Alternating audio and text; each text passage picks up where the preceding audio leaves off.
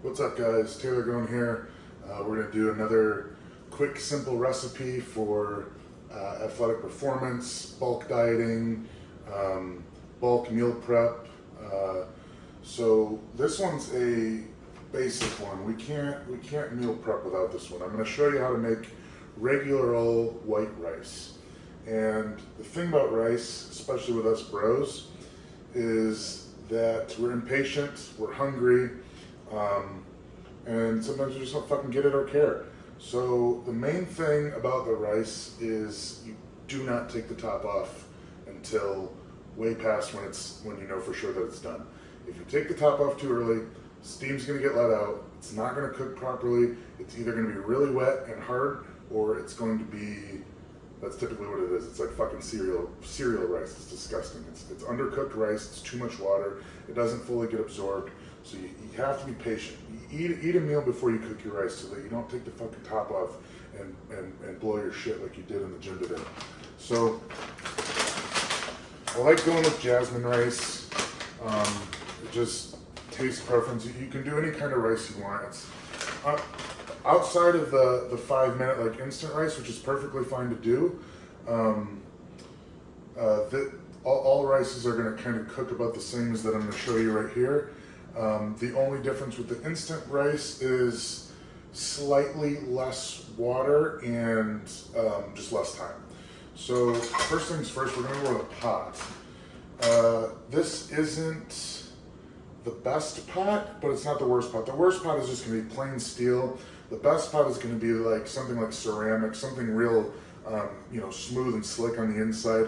This is just a basic non-stick pan. I'm not exactly sure what it is. It's not ceramic, it's not plain. It's got some non-stick, but again, it has to do with the circulation of the steam, and I don't know the exact cooking science behind it, but you do want something that's a little thicker and a little smoother on the inside. Some kind of non-stick formula at least. All right, we're gonna pour some rice in there. The main thing about all these recipes, as I've shown you, is that you're just eyeballing everything. We're not gonna measure anything. We're not gonna do any of that shit.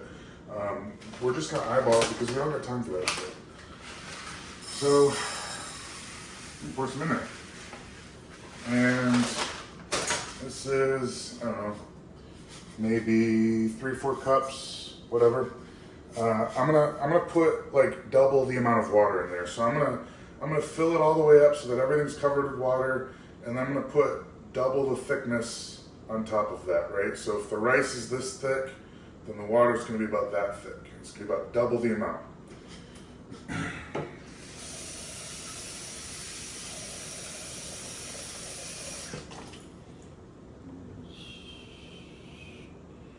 So you can see here, this is going to be about minimum water. I'm going to want a little bit more water than that for how much rice is in there.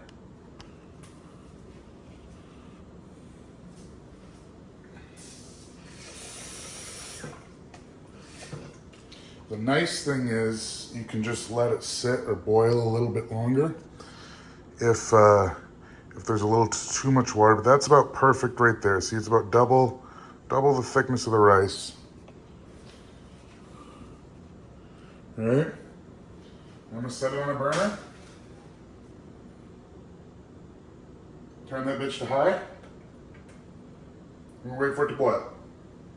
All right, so we're almost boiling. It's like at the point where just like 1 or 2 little spurts are coming up. Notice that while I am getting it up to the boil, I do not have the top on. And we're not going to let it get full. We're not going to let it get all the way violent where it starts spilling over. We're going to go about 50-75% boil, and then we're going to start shutting it down.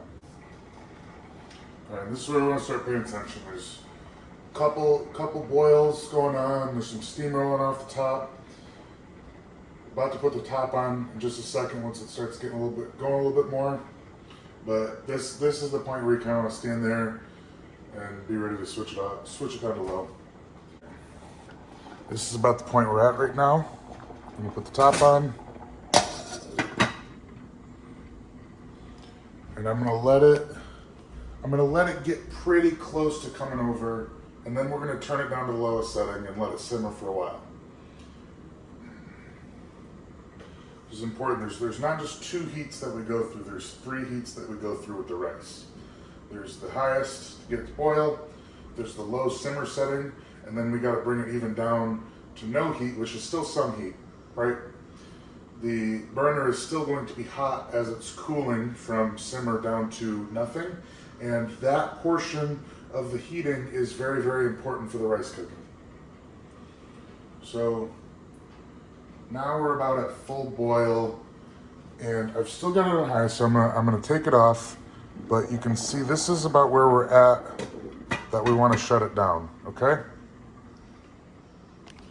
And again, the only reason I took the top off was 1, to show you guys, 2, it's still on high, it's still boiling heavy, so it doesn't matter. It's when the boiling stops and starts to come down, you really don't want to take the top off. So, put it low, and I'm kind of glad this happened because it is going to spill over a few times. So either just take it off, let it calm down, put it back on.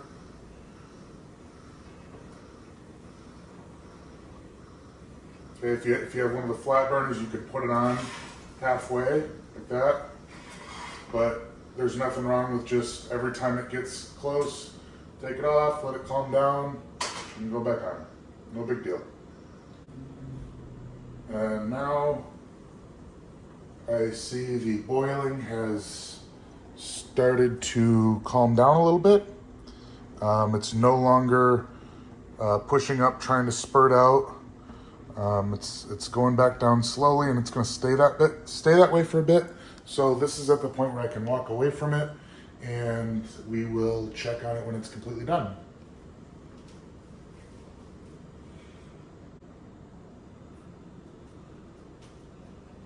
Alright, looks like we're about done, so I'm going to turn it all the way off. I'm just going to leave it there. And I'll show you guys what it looks like just through the top. So it's been 10 minutes, 12 minutes maybe. And we don't see any water on top. See kind of some like holes coming through, and it just looks sticky and like it's one piece. So I'm gonna let it sit on the off burner, the warm burner that's cooling down to off. I'm gonna let that sit on there for 3 to 5 minutes, and then I'm gonna move it over to a cool burner for a couple minutes, and then we'll stir it. It'll be completely done, and then I'll talk a little bit about storing it so it stays good for longer. All right, so cooled down on the other burner. It's got some good time. We're gonna take it off. Watch the steam come out. Boom. All right, that's what you want to see. And we're gonna stir that so that all the steam comes through, all the extra water at the bottom, if there is any, turns into steam and comes through. Make sure that nice, fluffy, sticky look. All that out.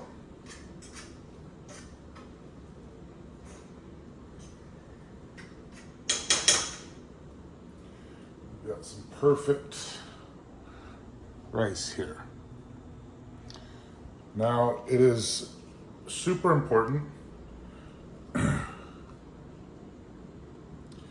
It is super important that we let some of the steam, most of the steam, completely out and let the rice cool before putting it into the refrigerator, because one of the main things that causes people's rice to go dry and bad is they put it from here into their Tupperware, put the top on it right in the refrigerator.